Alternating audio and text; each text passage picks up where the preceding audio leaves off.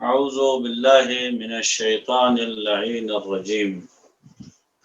بسم الله الرحمن الرحيم. الحمد لله رب العالمين، وصلى الله على سيدنا ومولانا أبي القاسم محمد.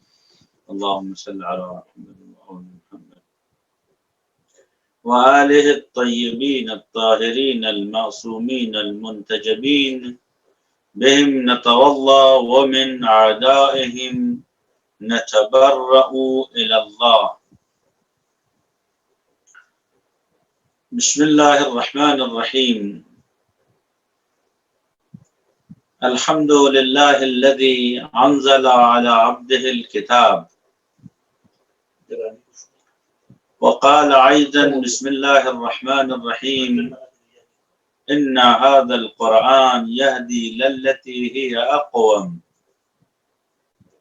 وقال أيضا: إنا نحن نزلناه الذكر وإنا له لحافظون. حاضرین و سامعین، سلام علیکم. آج کی گفتگو کا موضوع جمع اور تدوین قرآن کریم ہے. یہ موضوع تاریخ اسلام اور تاریخ صحف آسمانی کا دقیق ترین موضوعات میں سے ایک موضوع ہے. اس موضوع کی اہمیت کے ساتھ ساتھ حساسیت دونوں بیان کرتا چلوں کہ اگر یہ موضوع اپنے صحیح پیٹرن سے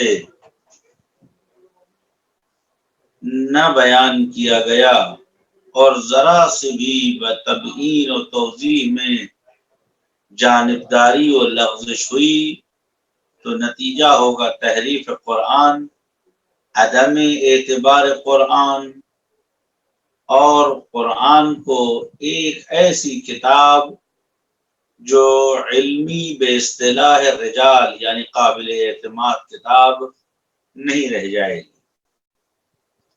لہذا ہمیں قرآن کی تاریخ بھی لکھنی ہے اور بیان کرنی ہے، اور قرآن کی تنزیہ اور قرآن کے اوپر آنے والے شبہات کو دفع بھی کرنا ہے، دور بھی کرنا ہے.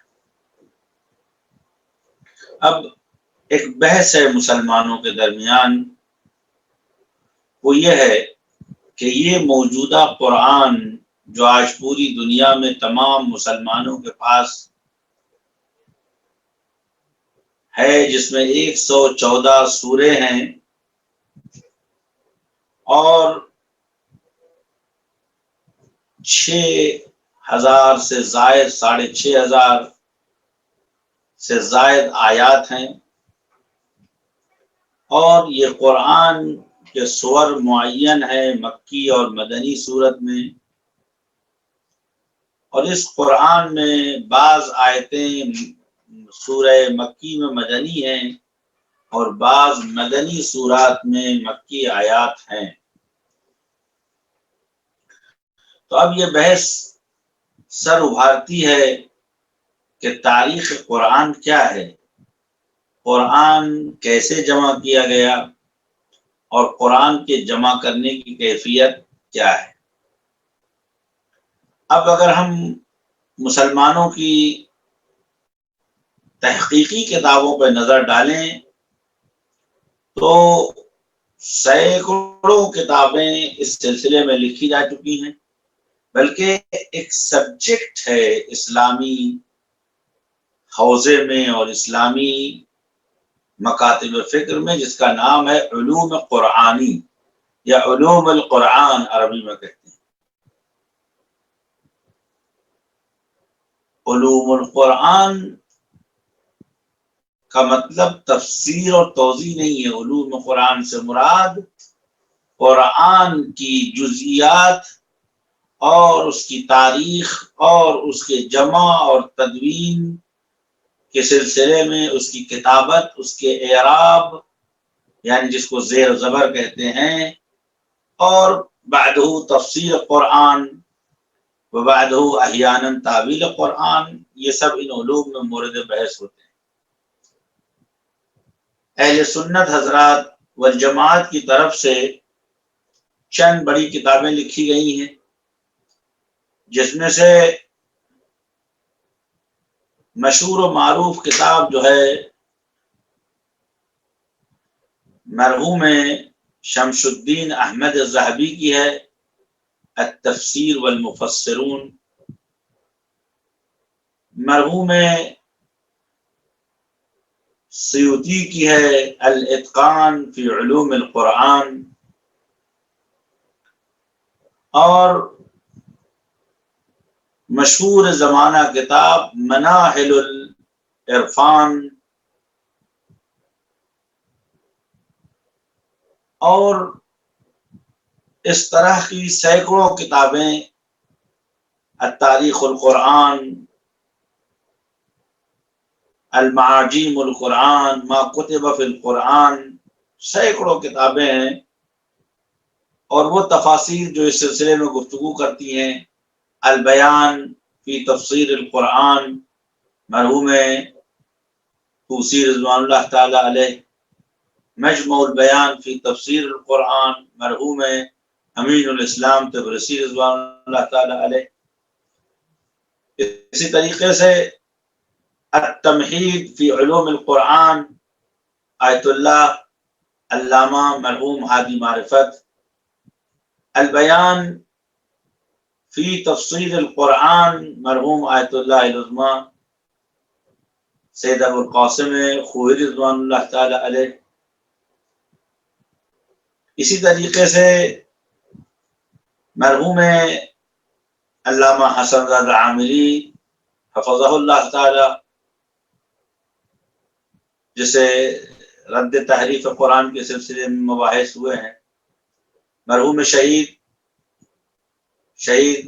باقر الحکیم رضوان اللہ تعالی علیہ، انہوں نے بھی التمہید فی علوم القرآن، مرحوم سید رضی المجازات القرآن، اس کے علاوہ تفسیر المیزان، تفسیر مبارک بلاغ القرآن علامہ جواد بلاغی رضوان اللہ تعالی علیہ، تفسیر مراغی اور تفسیر ابو الفتوح الرابی ورضوان اللہ تعالی علیہ مجمعین۔ ایک مسئلہ معرکۃ الآراء مسئلہ ہے، اس مسئلے کو میں اگر طول و تفصیل سے بیان کروں تو اس کی توضیح و تبیین میں کئی جلسات کی ضرورت ہے، لیکن میں اپنے وقت کو مختصر دیکھتا ہوں، لہذا میں صرف فہرست وار اس سلسلے میں گفتگو کروں گا۔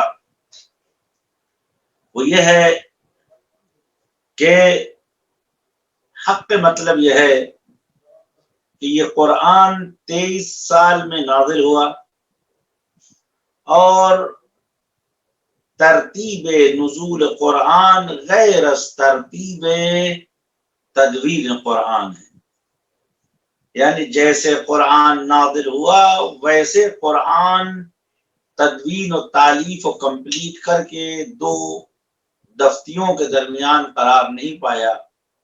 یقیناً ترتیب نزول اور ترتیب تدوین میں فرق ہے، ایڈیشن میں اور قرآن کے نازل ہونے میں اختلاف اور فرق ہے۔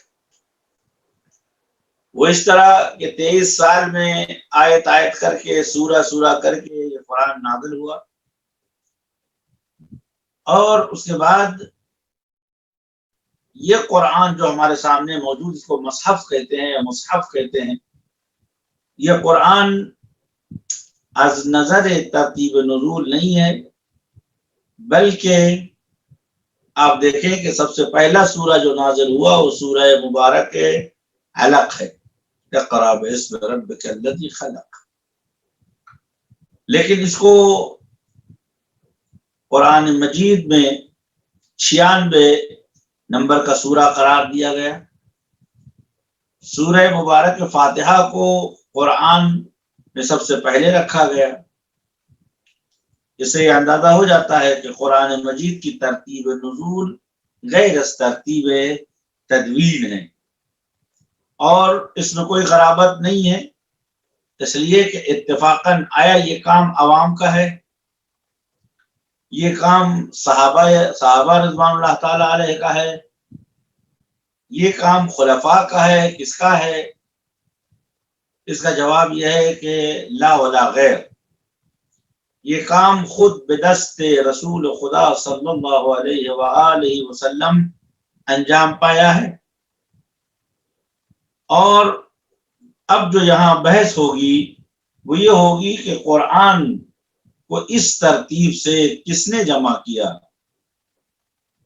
اگر یہ ترتیب کسی عام انسان کی ہے تو اس کا مطلب یہ ہے کہ اب سوال یہ ہوگا کہ یہ ترتیب صرفاً ترتیب میں اختلاف ہے یا سوروں کی تالیف میں بھی اختلاف ہے۔ اگر کوئی یہ کہتا ہے کہ صرفاً ترتیب میں، تب بھی قابل قبول نہیں ہے، لیکن پھر بھی قرآن کی قداست پہ حرف نہیں آئے گا کہ نازل اس طرح ہوا تھا اور لکھا اس طرح گیا۔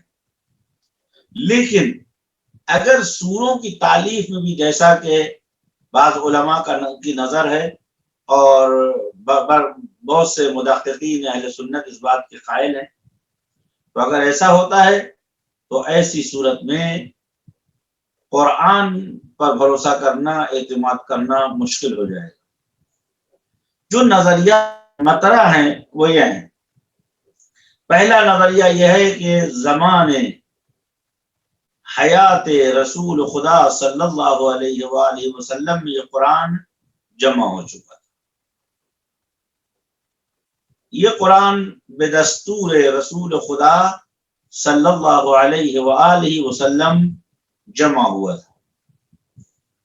دوسرا نظریہ، ہر نظریہ سلسلے میں عرض کروں گا، لیکن پہلے میں نظریات کو تبیین کر لوں۔ دوسرا نظریہ جو ہے وہ یہ ہے کہ زمان خلافت ابو بکر میں قرآن جمع کیا گیا، اور ابو بکر نے زید بن ثابت سے کہا کہ انت شاب لا نتہمک، آپ جوان بھی ہیں اور آپ کو ہم انسان خوب سمجھتے ہیں، آپ کے اوپر تہمت نہیں ہے کوئی۔ اور زید بن ثابت نے قرآن کو جمع کرنا شروع کیا، جس مقدار میں جمع کر سکے لا کے ابو بکر کو دیا۔ ان کی وفات کے بعد عمر بن خطاب نے دوبارہ قرآن کو جمع کرنا شروع کیا۔ اور یہ تیسرا نظریہ ہے کہ تقریباً دونوں ایک ہی ہو سکتے ہیں، کہ عمر کے زمانے، ابو بکر کے زمانے سے شروع ہوا، عمر نے اس نے کچھ افراد کو بڑھایا، امیہ بن کعب اشرف کو بڑھایا، اس کے بعد زید بن ثابت کو بڑھایا، اور عبداللہ ابن زبیر کو بڑھایا، اور ابی زید کو بڑھایا، عمر ابن سعید بن عاص اموی اشدق کو بڑھایا، اور بعض لوگ کہتے ہیں با مشورت امیر المومنین علیہ الصلوۃ والسلام کو بھی جائے حرف ہے، اس پر گفتگو ہوگی انشاءاللہ۔ اس کو اس طرح جمع کیا جائے کہ ابو بکر کے زمانے سے شروع ہوا اور عمر کے زمانے تک جمع ہوتا رہا۔ چوتھا نظریہ جو ہے وہ یہ ہے کہ ابو بکر کے زمانے سے یہ قرآن جمع ہوا اور عمر کے زمانے تک یہ جمع ہوتا رہا۔ بس نظریہ اول حیات رسول میں جمع ہو چکا تھا، نظریہ دوم یہ ہے کہ ابو بکر نے جمع کرایا، نظریہ سوم یہ ہے کہ عمر نے جمع کرایا، نظریہ چارم یہ ہے کہ ابو بکر کے زمانے سے شروع ہوا تھا اور عمر نے اس کو تمام کیا۔ اور پانچواں نظریہ یہ ہے کہ قرآن مجید کو عثمان نے جمع کیا۔ اب اس میں بھی اقرار ہے کہ عثمان نے صرف، حقیقت یہ ہے اگر اس نظریے کو بھی کوئی مانتا ہے تو اس میں عثمان کا کوئی ہنر نہیں، عثمان نے حکم دیا بعنوان خلیفہ، اور یہ قرآن جو ہے اس کو جمع کیا گیا۔ ثابت بن زید نے، ابی زید نے، امیہ بن ابو منظر، امیہ کعب اشرف نے، اور اس کو جو ہے حارث بن ثابت نے، اور سعید بن عاص اموی اشدق نے، اور عبداللہ ابن زبیر نے، اور تقریباً 12 آدمیوں کی ٹیم تھی جس نے یہ قرآن جمع کیا، اور اس ٹیم کے جو رئیس تھے وہ زید بن ثابت تھے۔ اب ان میں سے کون سا نظریہ، اب جمع کرنے والوں میں یہ تو قرآن جمع ہوا، اب کس نے جمع کیا؟ پہلا نظریہ یہ ہے کہ رسول خدا صلی اللہ علیہ وآلہ وسلم نے جمع فرمایا۔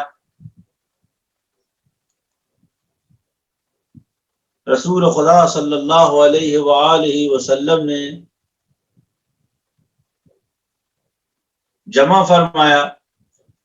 حضور بولتے تھے، املا کرتے تھے، امیر المومنین علیہ السلام لکھتے تھے، اور آپ کے آس پاس کئی اور قاری بھی تھے جیسے عبداللہ ابن مسعود، ابو منظر، ابیہ بن کعب، اور احیاناً ثابت بن زید بن ثابت۔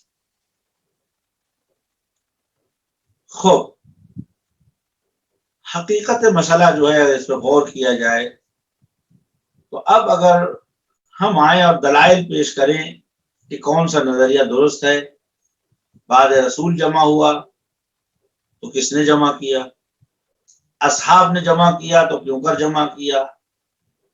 اب اگر کوئی اس بات کا قائل ہے کہ اصحاب رسول نے بعد وفات جمع کیا ہے تو ایک سوال قرآن کی حیثیت پہ ہمیشہ کھڑا رہے گا کہ جس کام کو انسانوں نے جمع کیا اور وہ غیر معصوم تھے تو ان کے کام پر کیوں کر ہم بھروسہ کریں؟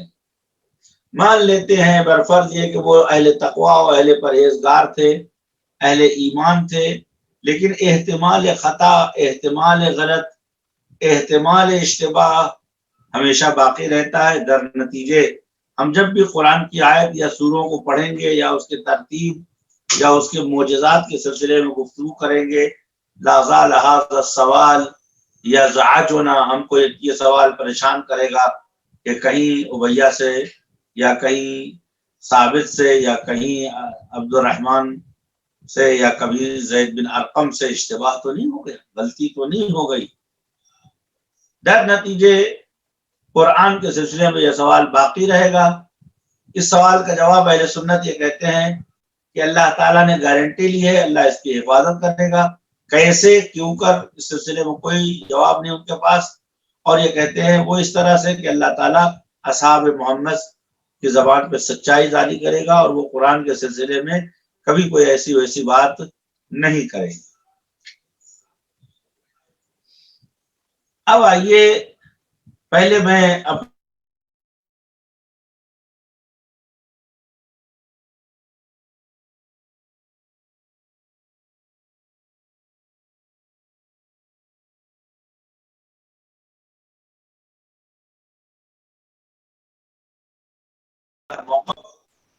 جو ہمارا آپ کا نظریہ ہونا چاہیے، اور اس نظریے کو مرحوم آیت اللہ العظمی ہوئی، اس نظریے کو علامہ رافعی، اس نظریے کو سیوطی صاحب اتقان، اور اس نظریے کو قطان صاحب علوم القرآن، اس نظریے کو قاضی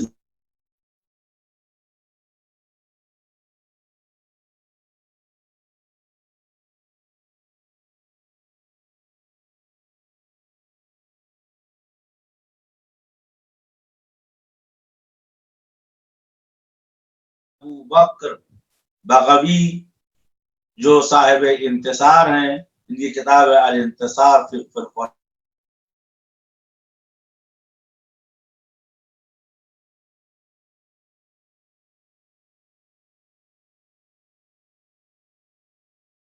کی بڑی تعداد ہے جو اس نظریے کے قائل ہے۔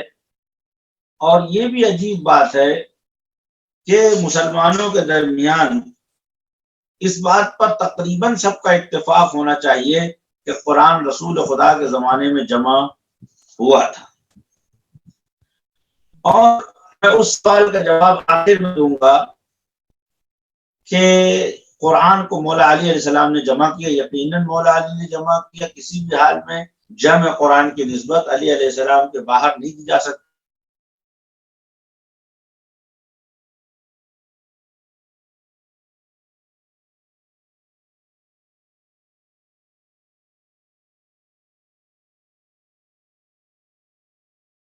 صلی اللہ علیہ وآلہ وسلم نے جمع کیا۔ مولانا صاحب اور یہ ساری کاوشیں اور یہ جو ساری تعریفات جو لکھی گئی ہیں، اور اس کو کسی نے ابو بکر کی جانب نسبت دیا ہے، تو کسی نے اس کو عمر کی جانب نسبت دیا ہے، اور کسی نے عثمان کی، یہ صرف اور صرف یہ ہے کہ ایک فضیلت بنا کے پیش کی جائے کہ صاحب عثمان نے جمع کیا، عمر نے جمع کیا، اور اس قرآن کو جو ہے ابو بکر نے جمع کیا۔ اور اگر ان تفاصیل کے اوپر نظر ڈالی جائے تو انسان خود حاشا للہ توبہ کرے گا۔ عمر اور ابو بکر کے زمانے میں جو قرآن جمع ہوا، اس کے لیے صحیح بخاری کی یہ روایت ہے جو زید بن ثابت سے منقول ہے کہ ابو بکر نے مجھ سے کہا کہ جاؤ قرآن جمع کرو، اور چونکہ مجھے گھبراہٹ ہو رہی ہے، پریشانی ہو رہی ہے۔ مثال کے طور پر قاضی منا قطان مباحث علوم قرآن میں کہتے ہیں کہ کان مفرقا فی الرقاء والاکتاف والعصیب فامر ابو بکر بجمعه فی مصحف واحد فکان ابو بکر اول من جمع القرآن بهذه الصفة فی المصحف۔ قطان کا کہنا ہے کہ قرآن کان مکتوبا من قبل، پہلے سے لکھا ہوا تھا، فی عہد النبی صلی اللہ علیہ وآلہ وسلم، لیکن مفرقا، قرآن موجود تھا مکتوب لیکن الگ الگ کاغذوں میں، فرقا کاغذوں میں، فی الاکتاف یعنی کھال کے اوپر، وفی العصیب یعنی ہڈیوں کے اوپر۔ فامر ابو بکر، تو ابو بکر نے دستور دیا کہ اس کو جمع کیا جائے، تو وہ جمع کیا گیا اور قرآن جمع ہو گیا۔ البتہ اس کتاب مباحث علوم قرآن صفحہ 74 قاضی منا القطان کی یہ عبارت ہے۔ اس سے آپ اندازہ لگا لیں کہ یہ خود اس بات کے معترف ہے کہ رسول خدا کے زمانے میں قرآن مکتوب تھا۔ اگر رسول خدا صلی اللہ علیہ وآلہ وسلم کے زمانے میں قرآن مکتوب تھا تو ایسی صورت میں ابو بکر یا عمر کا کام کیا معنی رکھتا ہے؟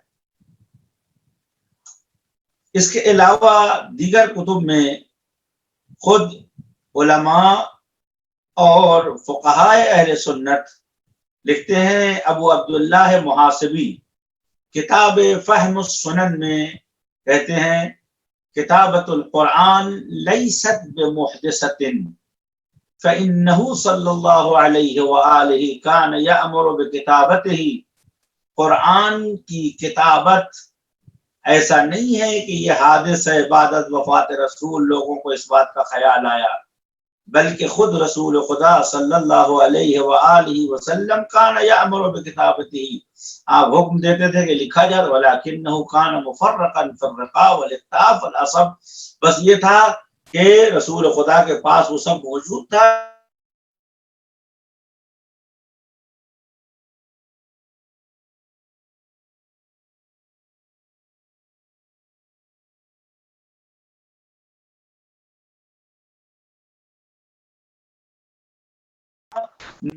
تنسیخ کا حکم دیا ہے، یعنی کاپی کا حکم دیا ہے، جمع نہیں کیا ہے۔ رسول اللہ، ایسے ہی جیسے رسول کے گھر میں ایک کاغذوں کا مجموعہ رکھا ہو جس کے اندر قرآن موجود ہو الگ الگ صورتوں کی صورت میں، اور اس کو جو ہے انہوں نے ایک سوئی اور دھاگے سے جمع کر کے ایک جلد کی صورت میں بنا دیا ہے۔ البتہ ہم اس حد تک بھی ماننے کو تیار نہیں ہیں، کیوں؟ اس لیے کہ اس کے دلائل جو آپ کے سامنے پیش کریں گے خود آپ مان جائیں گے اس بات کو کہ یہ غلط ہے۔ بہرحال ابو بکر نے رسول خدا کے زمانے میں اس سلسلے کو جمع کیا اور زید بن ثابت کو حکم دیا۔ اب میں آپ کو کیا بیان کروں، زید بن ثابت کہتے ہیں کہ یہ سلسلہ ابو بکر کے زمانے میں کمپلیٹ ہو گیا، دیگر روایتیں کہتی ہیں کہ نہیں، یہ سلسلہ جو ہے دیگر زمانے میں کمپلیٹ نہیں ہوا ہے، بلکہ حقیقت مسئلہ یہ ہے کہ عمر یہ کہتے ہیں کہ لوگ آتے تھے اور آیتیں پیش کرتے تھے اور وہ لوگ ہر آیت پر 2 گواہی لے آتے تھے. 2 گواہی جو لاتا تھا زید بن ثابت اس کو آیت کی عنوان سے لکھ لیتے تھے اور جو 2 گواہ نہیں لا پاتا تھا اس کی آیت کو نہیں لکھتے تھے. عمر کہتے ہیں مجھے آج تک افسوس ہے اس بات کا کہ میں اپنی آیت کو قرآن میں نہیں لکھا سکا.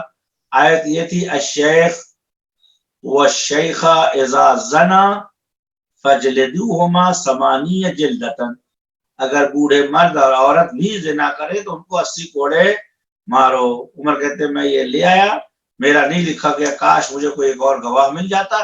تو قرآن کی آیت اس سے کیا ہوگا، یہ ایک بھیانک صورت پیش کر رہی ہے قرآن مجید کی. وہ یہ کہ قرآن کا اعتبار نہیں رہ جاتا.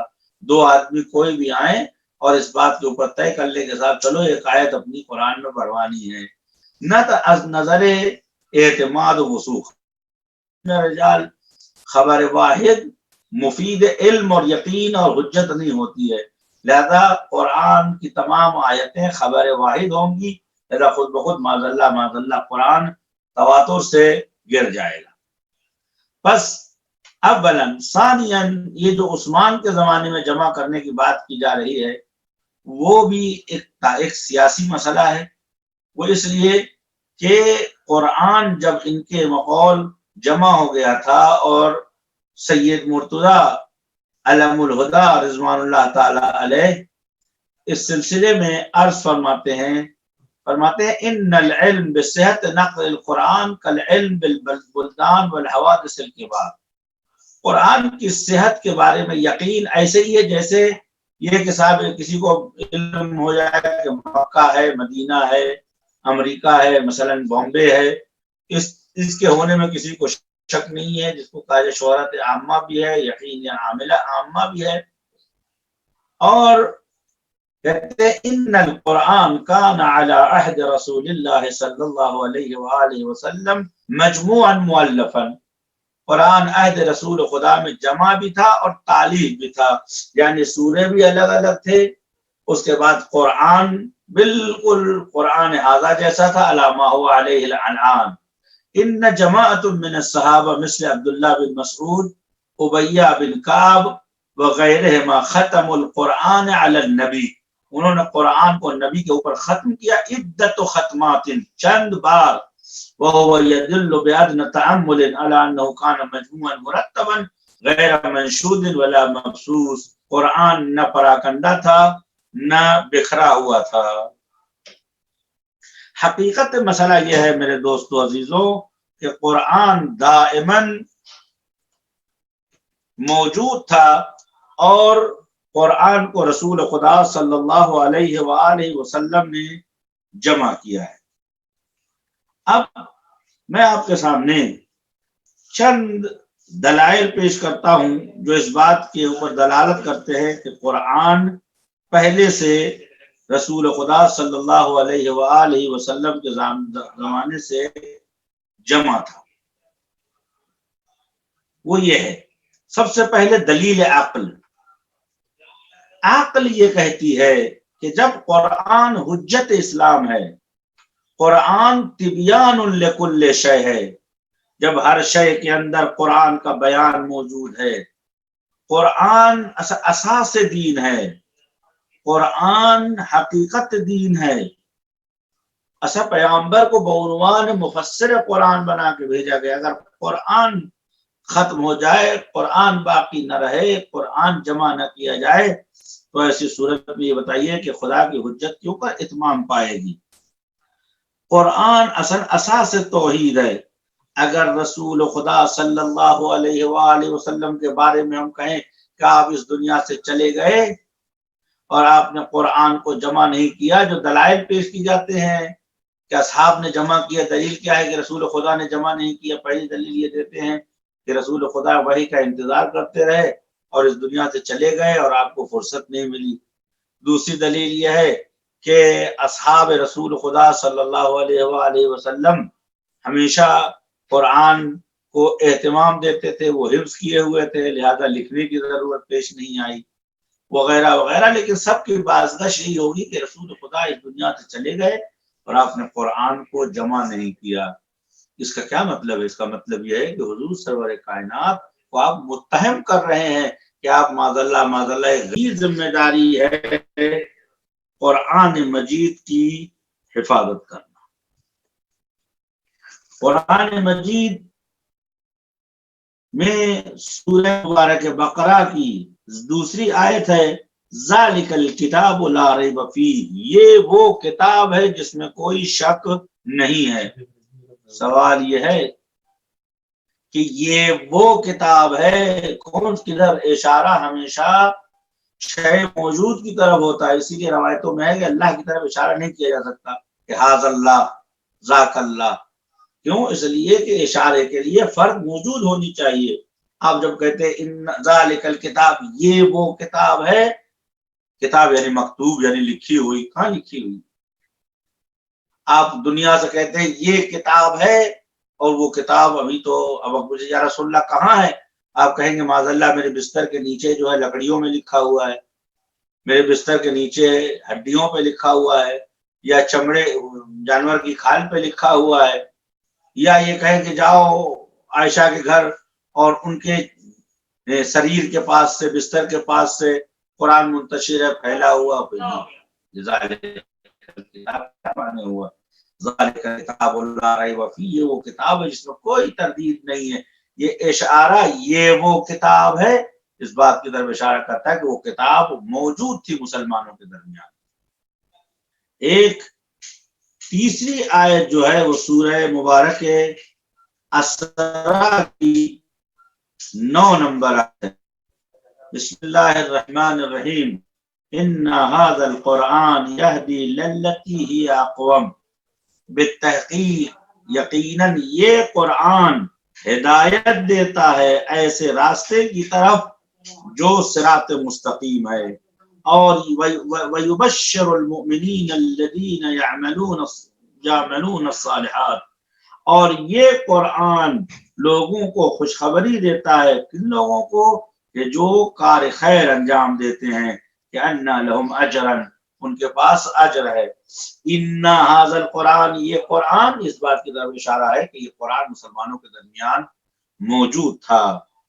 اس کے بعد سورہ مبارک بقرہ کی 185 نمبر آیت میں آیا ہے شہر رمضان الذی انزل فیہ القرآن ھدی للناس وبینات من الہدی، شہر ماہ رمضان وہ مہینہ ہے جس میں قرآن نازل کیا گیا۔ اب صفت ھدی للناس، یہ قرآن لوگوں کے لیے ہدایت ہے، وبینات من الہدی، اور ہدایتوں کی واضح کتاب ہے، والفرقان، اور غلط اور حق و صحیح کے درمیان فاصلہ ایجاد کرنے والا ہے۔ میں آپ سے پوچھتا ہوں جو کتاب کاغذوں میں منتشر ہے، جس کو اصحاب جمع کریں، اکٹھا کریں تاکہ قابل عمل بن جائے، وہ کیسے بینات من الہدی والفرقان ہوگی؟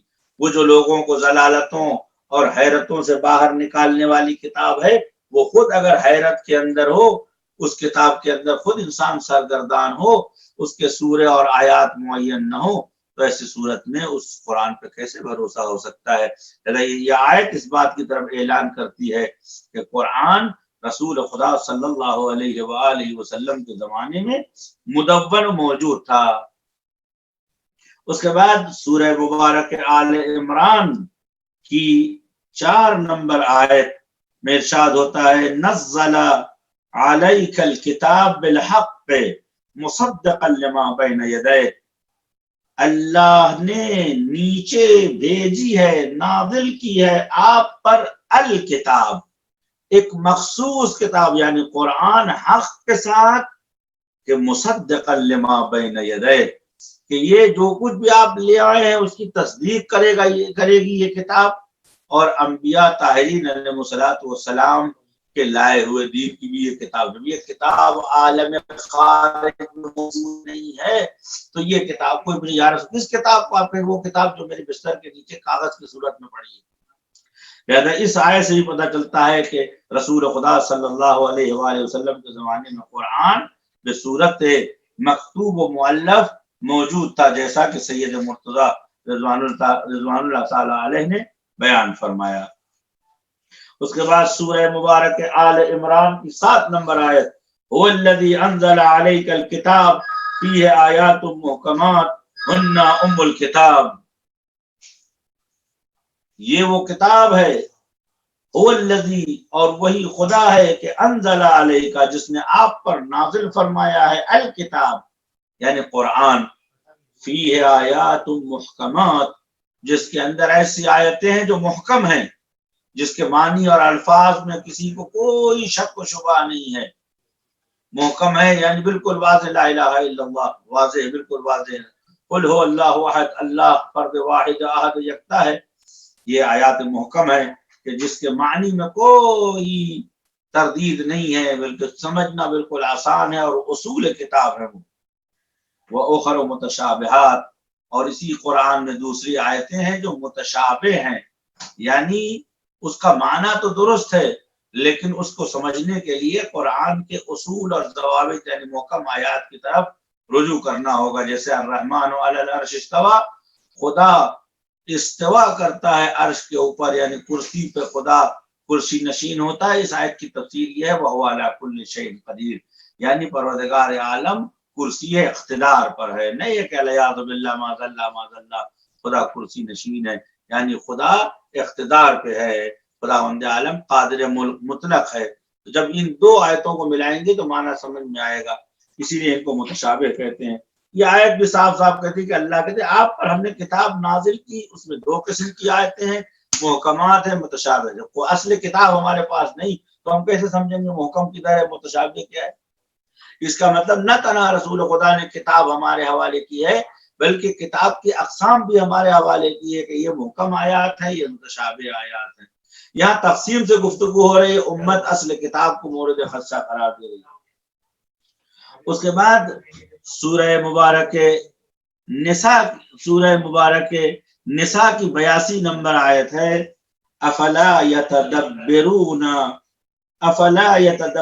القرآن، تم قرآن پر غور کیوں نہیں کرتے، قرآن پر تحقیق اور ریسرچ کیوں نہیں کرتے، وَلَوْ كَانَ مِنْ عِنْدِ غَيْرِ اللَّهِ لَوَجَدُوا فِيهِ اخْتِلَافًا كَثِيرًا، اگر یہ غیر خدا کی جانب سے ہوتی تو تم اس میں اختلاف پاتے، لیکن 23 سال میں یہ کتاب نازل ہوئی ہے، لیکن ابتدا سے انتہا تک جو انداز گفتگو تھا، جو اسٹائل تھا بات کرنے کا، وہ بدلا نہیں، کہیں پر خدا کمزور نہیں پڑا اور کہیں پہ اپنے نبی کو اس نے تنہا نہیں چھوڑا، لہذا قرآن مجید 23 سالوں میں نازل ہوا لیکن کہیں کے اوپر انداز گفتگو میں فرق نے، پہلے دن بھی کہا الحمدللہ رب العالمین، اور آخری آیت کے اندر بھی یہی آیا کہ بسم اللہ الرحمن الرحیم انا اعطیناک الکوثر فصلی لربک وانحر انا شانئک هو الابتر وغیر ذلک من الآیات،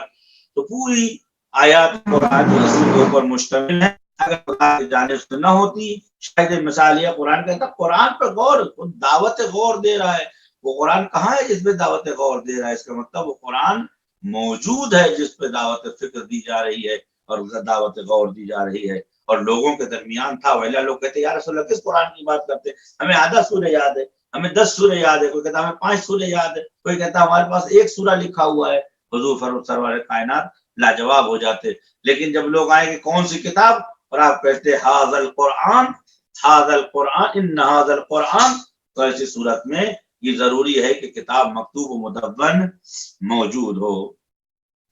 اس کے بعد اسی سورہ مبارک نساء میں ایک اور آیت ہے، بسم اللہ الرحمن الرحیم انا انزلنا الیک الکتاب بالحق لتحکم بین الناس، اے میرے حبیب ہم نے کتاب کو حقانیت کے ساتھ اور مفاہیم حقہ کے ساتھ نازل کیا ہے تاکہ آپ اس کتاب لتحکم بین الناس، تاکہ آپ لوگوں کے درمیان فیصلہ کر سکیں، لوگوں کے درمیان حق و باطل کے درمیان ایجاد فاصلہ کر سکیں۔ یہ آیت بھی دلالت کرتی ہے کہ اللہ تعالیٰ نے کتاب مکتوب پیغمبر کو عنایت فرمائی ہے اور وہ کتاب ہمارے درمیان موجود ہے اور اسی کتاب کے ذریعے سے ہم فیصلہ کریں گے۔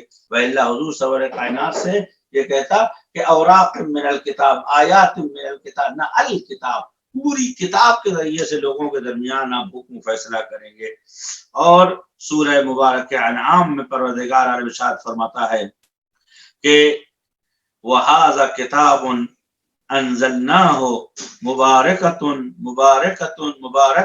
مُصَدَّقُ الَّذِي بَيْنَ يَدَيْهِ، اور یہ وہ کتاب ہے کہ جس کو ہم نے نازل کیا، یہ مبارک بھی ہے اور مصدق ہے، مصدق ہے یعنی تمام آنے والی آسمانی کتابوں کے لیے یہ تصدیق ہے۔ بس ان آیات سے پتہ چلا کہ یہ آیات کھلم کھلا دلالت کرتی ہیں ذالک الکتاب، ھذا الکتاب، اتباع کرو اس نور کی جو میرے حبیب پہ نازل ہوا ہے، هو الذی انزل علی عبدہ الکتاب، وہی ہے جس نے اپنے بندے پہ کتاب نازل کی، هو الذی ارسل الیہ مبشرا بالحق، هو الذی انزل النور۔ یہ تمام آیات اس بات کی دلالت کرتی ہیں کہ اس وقت تک احتجاج اور استدلال حق نہیں ہوگا جب تک وہ کتاب موجود و مشہود نہ ہوگی۔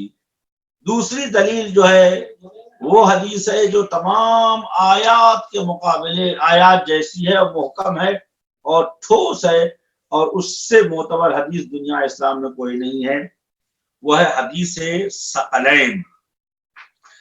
حدیث ثقلین میں حضور سرور کائنات فرماتے ہیں انی تارک فیکم الثقلین، میں تمہارے درمیان دو گراں قدر چیزیں چھوڑے جا رہا ہوں، تارکون چھوڑے جا رہا ہوں، فیکم الثقلین۔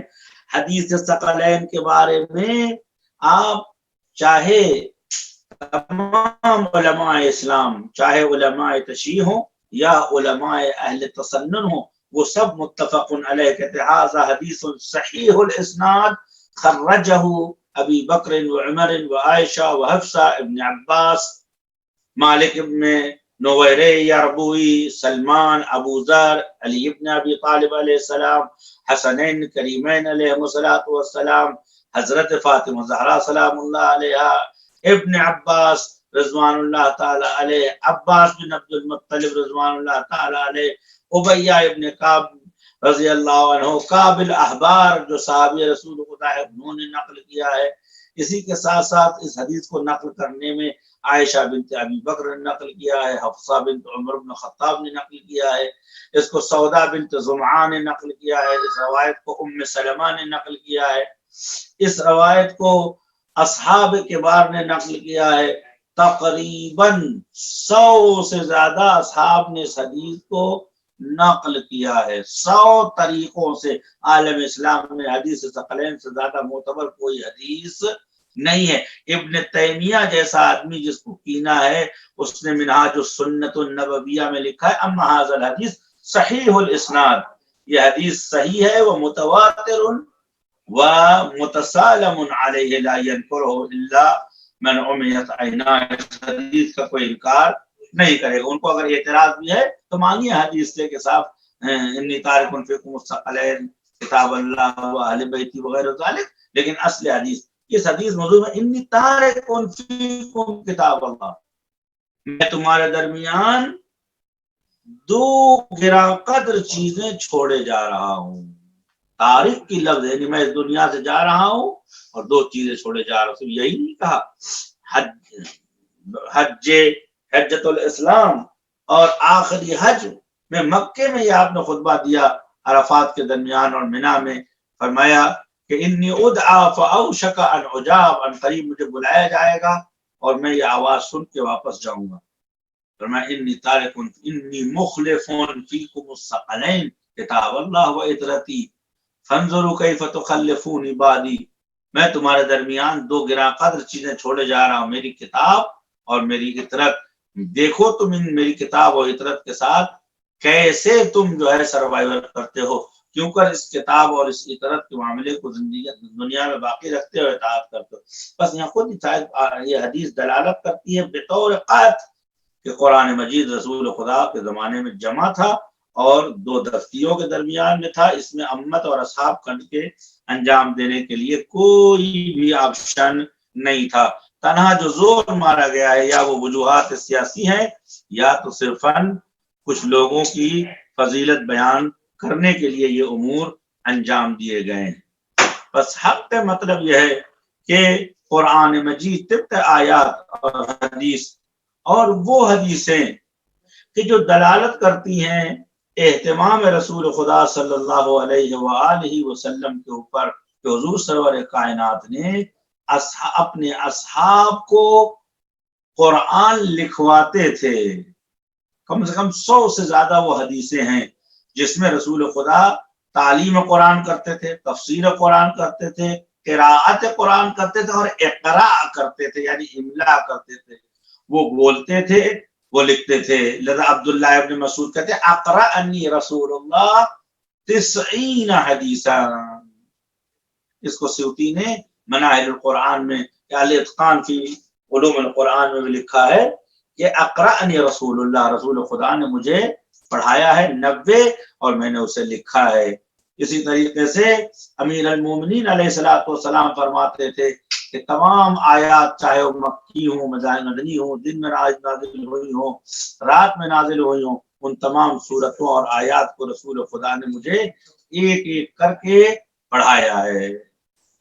میرے دوستو عزیزوں, حضرت زہرا سلام اللہ علیہا کا یہ خطبہ جو آپ نے سنا مشہور زمانہ خطبہ ہے, جس میں بی بی زہرا سلام اللہ علیہا فرماتی ہیں, احتجاج کرتی ہیں کہ تم لوگ کہتے ہو رسول خدا نے ہمیں میراث نہیں دی.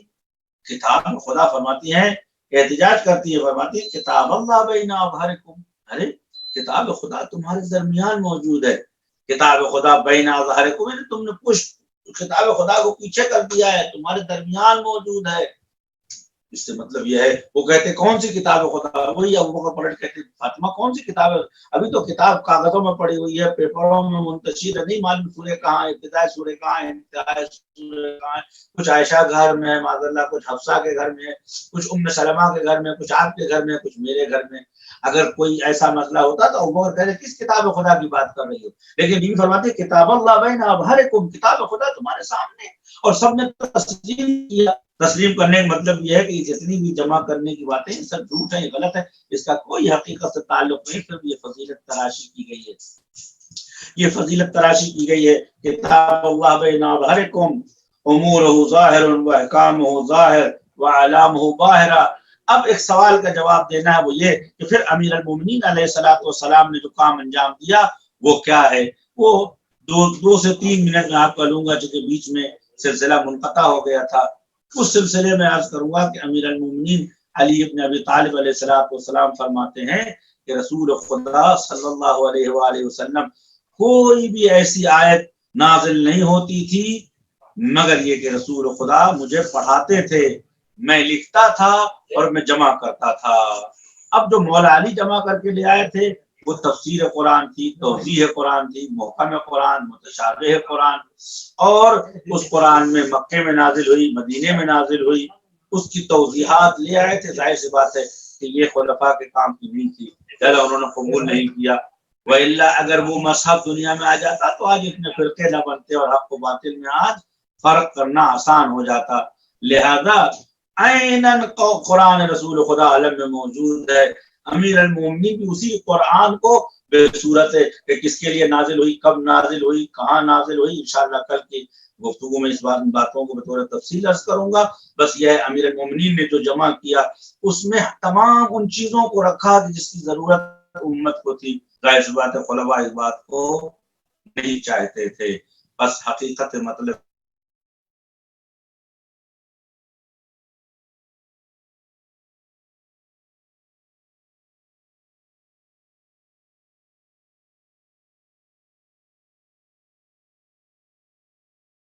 کے لیے نازل ہوئی ہے. لہذا خلفاء کی سیاسی زندگی پر اثر پڑتا تھا, لہذا انہوں نے سارے مصحفوں کو جلا کر ایک مصحف لکھا. اس کے لکھنے میں بھی علی علیہ السلام کی مدد تھی. امیہ بن کعب نے اس کو لکھوایا اور امیہ بن کعب شاگرد امیر المومنین تھے. انشاءاللہ المستعان اس اجالتاً میں اس سے زیادہ نہیں عرض کیا جا سکتا. اللہم اجعلنا ونورنا بنور القرآن واجعلنا بأہلہ ونمسک بیدنا محمدا واہل بیتہ وکتابہ. اللہم صلی علی محمد وآل محمد عجل فرجہم والعن اعداءهم اجمعین. بہت بہت شکریہ مولانا صاحب. یہ بیچ میں کچھ وقت کے لیے ہمارے خیال میں کنیکشن تھوڑا سا پرابلم آ گیا تھا, لیکن بہرحال مولانا صاحب ہمارے پاس چند سوالات آئے ہیں کیونکہ موضوع ایسا ہے ہمارے پاس. ہلو سوال جواب کرنا ہے. پوچھنا ہے جی کیا؟ ہلو مولانا صاحب، ہمارے پاس کچھ سوالات آئے ہیں. ہلو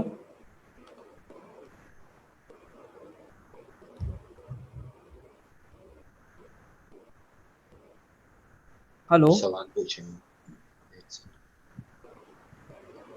تو ویسے کر دیجیے. نہیں وہ دکھے گا نہیں آپ کو، خالی سوال ہے. اور سب ہے مولانا صاحب. پوچھیے، فون کر کے پوچھ. ہلو جی مولانا صاحب، ہمارے پاس چند سوالات آئے ہیں. مولانا صاحب آپ کو ہماری آواز آ رہی ہے؟ دیکھیے سرکار. ہلو جی السلام علیکم. معذرت بیچ وعلیکم میں السلام. ٹرپ ہو گئی تھی اور لائٹ بند ہو گئی تھی، اور وہ جو ہے کیا نام ہے کیا بولتے ہیں کٹ آؤٹ جل گیا تھا.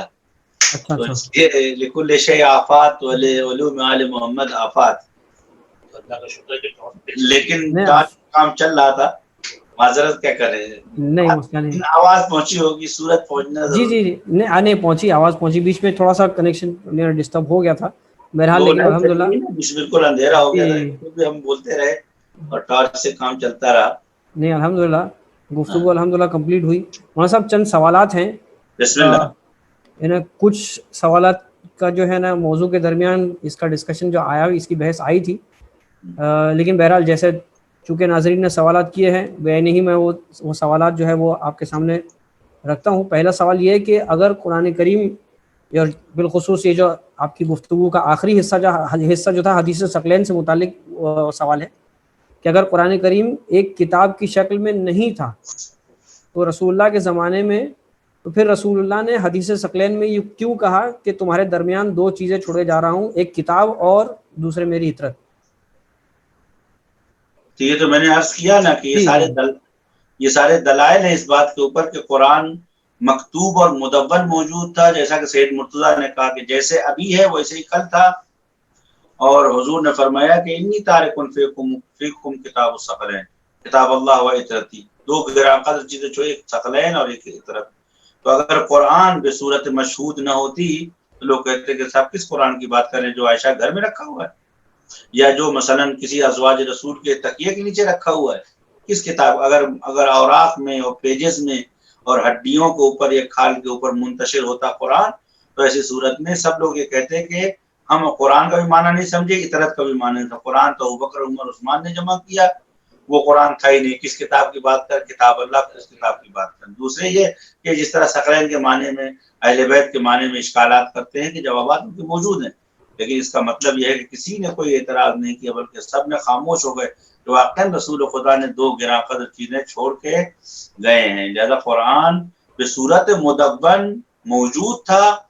اب انشاءاللہ اگر کوئی سوال کرتا ہے تو بھی نہ کہ امیر المومنین نے کیا کیا اور ان کے کام کا ڈفرنس دوسروں سے کیا تھا، وہ بیان کرنے کی والی بات ہے. لیکن اگر بات کے سوالات کر لیجیے تو میں عرض کروں. جی دوسرا سوال مولانا صاحب یہ ہے کہ اگر قرآن کی تالیف کے تعلق سے اتنے مختلف بیانات موجود ہیں کہ تو اہل تسنن کا جو آخر نظریہ ہے وہ کیا ہے قرآن کی تالیف سے متعلق؟ وہ لوگ یعنی کس بات پر ان کا اتفاق ہے، اور ان میں اور شیعوں کے نظریوں میں کس قدر، یعنی ان کا نظریہ شیعوں سے کس قدر الگ ہے، اور شیعوں کا مستند نظریہ کیا ہے اس سلسلے میں؟ بسم اللہ الرحمن الرحیم. دیکھیے ایسا ہے کہ اہل سنت کا جو نظریہ ہے وہ تقریباً ان تمام نظریات کو جمع کہتے ہیں کہ تالیف قرآن اور تدوین قرآن کی ابتدا جو ہے وہ عصر ابو بکر سے شروع ہوئی، اور عمر کے زمانے میں ایک حصہ ابو بکر نے انجام دیا، پھر اس کے بعد اس کو کمپلیٹ کیا عمر نے.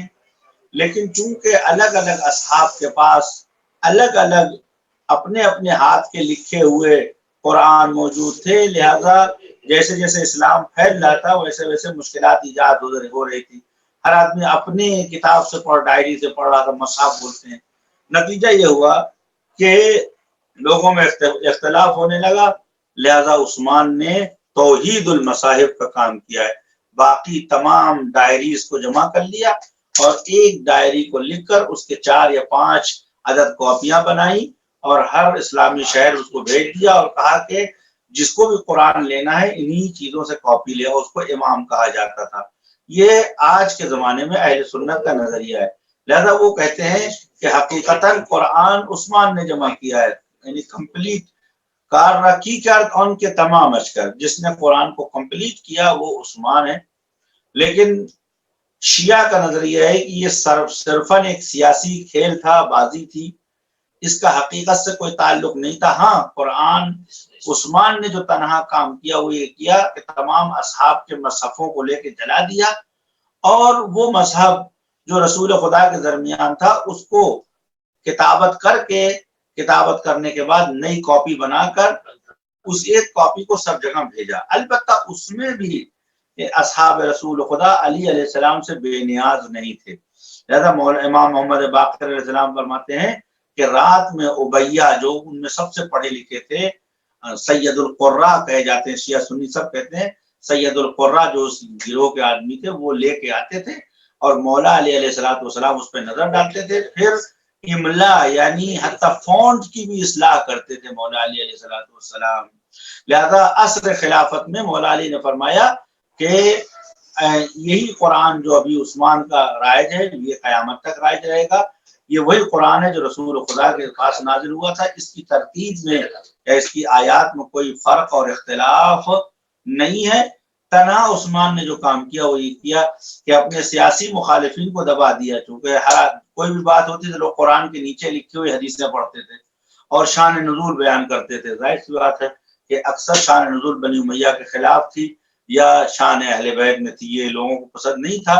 لہذا انہوں نے ان تمام ذریعوں کو اصحاب سے چھین لیا، جیسے عبداللہ بن مسعود تھے، جیسے عبیہ بن کعب تھے، جیسے عمار یاسر تھے، جیسے زید بن ثابت تھے، یحییٰ بن زید بن ارقم تھے، ابن عباس تھے اور وغیرہ وغیرہ بہت سے لوگ موجود تھے، جابر بن عبداللہ انصاری تھے، وإلی غیر ذالک من الاصحاب۔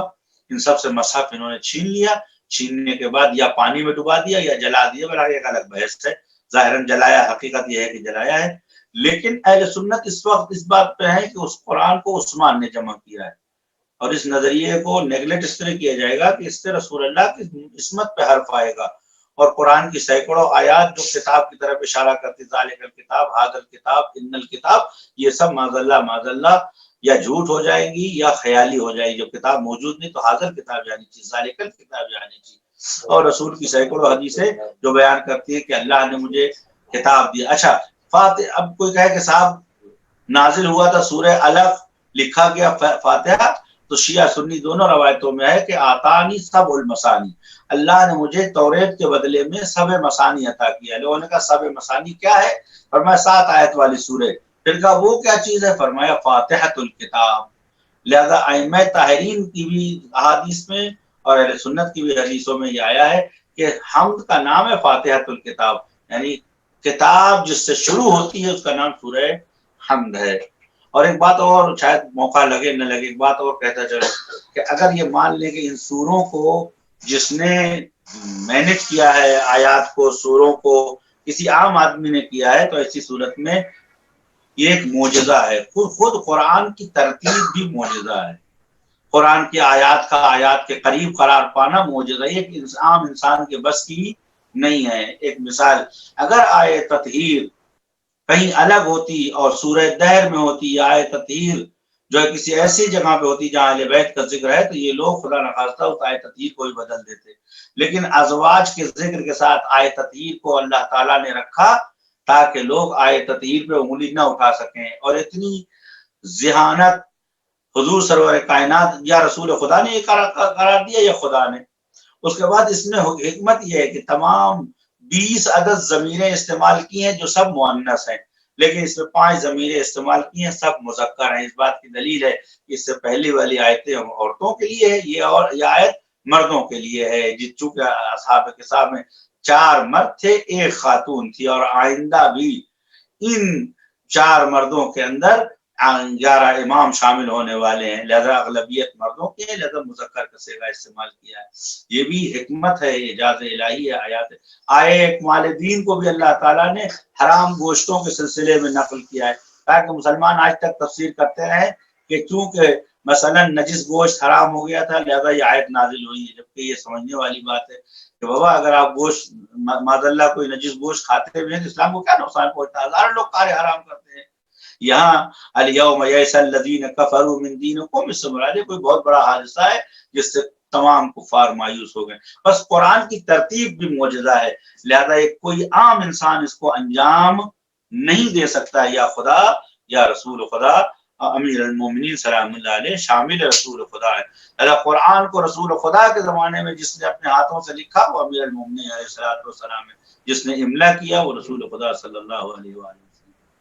بہت بہت شکریہ مولانا صاحب. ویسے سوالات اور بھی ہیں لیکن انشاءاللہ ہم ان سوالات کو کل کے لیے ملتوی کریں گے اور کل کی گفتگو کی طرف انشاءاللہ یعنی کل کی جو بحث ہوگی اس کے بعد میں اگر موقع ملا تو وہ سوالات لیں گے ہم لوگ. آج کی گفتگو انشاءاللہ یعنی ابھی اپنے اختتام تک پہنچ چکی ہے. صرف آخر میں چلتے چلتے ناظرین کی خدمت میں جو دوسرے سیشن کا کوئز جو ناظرین تک ارسال کیا گیا تھا اس کوئز کے ریزلٹس الحمدللہ آ چکے ہیں. جیسا کہ آپ کی خدمت میں عرض کیا کہ جو سب سے یعنی 10 سب سے پہلے جن لوگوں نے سارے سوالات کے صحیح جواب دیے ان کے نام میں بھی آپ کے سامنے پڑھوں گا، لیکن اس کے علاوہ بقیہ کئی حضرات ایسے ہیں جنہوں نے سارے جوابات صحیح دیے، ان کے نام انشاءاللہ ہمارے یوٹیوب چینل پر اپلوڈ کر دیے جائیں گے. لیکن سب سے پہلے سارے سوالات کے صحیح جواب دینے والے 10 افراد یہ ہیں. اس میں سب سے پہلا نام ہے، اتفاق ایسا کہ سب کے سب ممبئی سے ہیں. پہلا نام خیر نام نہیں لکھا ہے لیکن MSM صرف اتنا لکھا ہے. گزارش ہے ناظرین سے کہ جب آپ کوئز اٹیمپٹ کریں تو اپنا پورا نام لکھیں. دوسرا نام ہے عقیل کلاواڑیہ، تیسرا نام ہے سیف علی، چوتھا نام محمد زمان، پانچواں نام ہے نادرہ سناسرہ، چھٹا نام ہے سید حسن انصار، ساتواں نام ہے طوبہ پٹیل، آٹھواں نام ہے سید ساحل عباس، نواں نام ہے محمد رضا پٹیل اور 10واں نام ہے MN تراجہ والا. اس کے علاوہ بقیہ جتنے بھی لوگوں نے صحیح جواب دیے ان سب کے نام انشاءاللہ ہمارے یوٹیوب چینل پر اپلوڈ کر دیے جائیں گے. آج کی گفتگو یہیں اختتام پذیر ہوتی ہے. انشاءاللہ کل اسی موضوع کے ساتھ مولانا سبطین صاحب ہمارے ساتھ موجود رہیں گے. کل تک کے لیے ہم آپ سے اجازت لیتے ہیں ناظرین. وآخر دعوانا ان الحمدللہ رب العالمین. ربنا تقبل منا انک انت السمیع العلیم. اعوذ باللہ السمیع العلیم من الشیطان اللعین الرجیم. بسم اللہ الرحمن الرحیم. اللہم کل ولیک الحجۃ ابن الحسن صلواتک علیہ وعلی آبائہ فی هذه الساعة وفی کل ساعة ولیا وحافظا وقائدا وناصرا ودلیلا وعینا حتى تسکنه ارضک طوعا وتمتعه فيها طویلا. رب صل على محمد وآل محمد وعجل فرجهم والعن اعداءهم اجمعین.